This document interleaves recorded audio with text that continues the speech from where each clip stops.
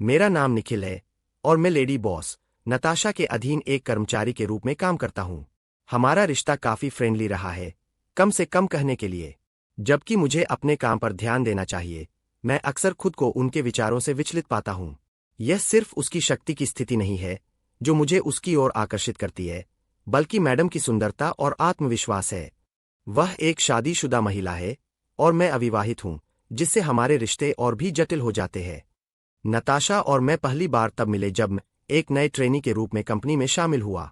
वह विभाग की प्रमुख थीं और जिन्हें मैंने तुरंत देखा। उनकी मजबूत उपस्थिति और प्रभावशाली स्वभाव ने उन्हें कार्यालय में एक शक्तिशाली व्यक्ति बना दिया।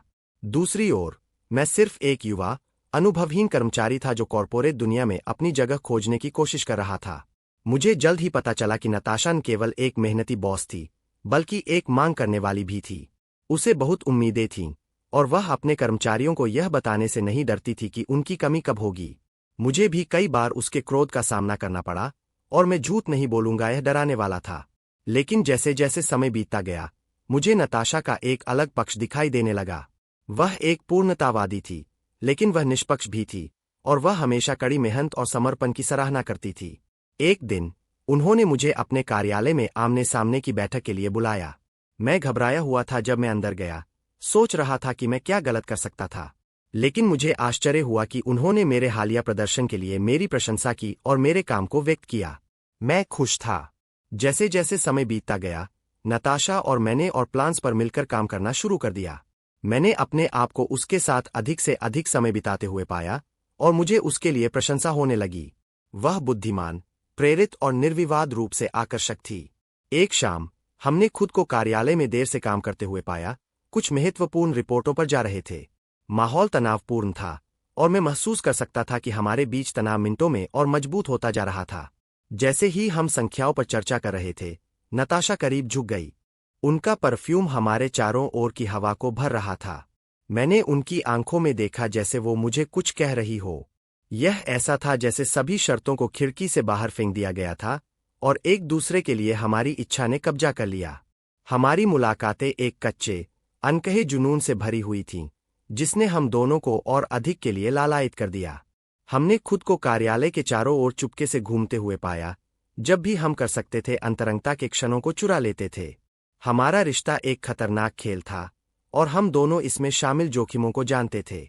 नताशा एक शादीशुदा औरत थी, और मैं उसकी नज़रों में सिर्फ एक एम्प्लॉय था।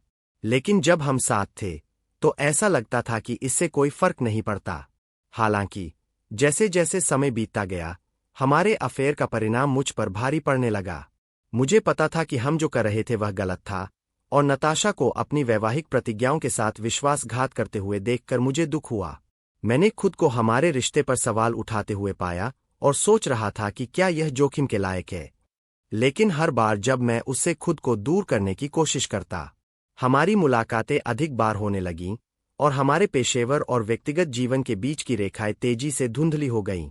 हमने खुद को सबसे अप्रत्याशित स्थानों पर भावुक मुठभेड़ों में संलग्न पाया। आपूर्ति अलमारी, उसका कार्यालय डेस्क, और यहाँ तक कि घंटों के बाद बोर्ड रूम। हमारे अंतरंग क्षण एक ज्वलंत जुनून से भरे हुए थे जिसे हम दोनों में से कोई भी बर्दाश्त नहीं कर सकता था। जैसे जैसे हमारा अफेयर जारी रहा, मैं और परेशानी में रहने लगा।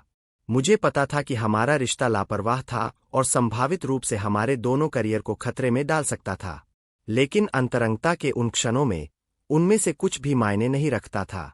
हम दोनों एक दूसरे के लिए अपनी इच्छाओं में डूबे हुए थे, और हम दोनों अपनी गुप्त मुलाकातों के रोमांच के लिए तरस रहे थे। हालांकि सभी अच्छी चीजों का अंत होना चाहिए, और हमारा संबंध कोई अपवाद नहीं था। एक दिन नताशा ने मुझे अपने कार्यालय में बुलाया और खबर दी कि उसने हमारे रिश्ते को खत्म करने का फैसला किया है।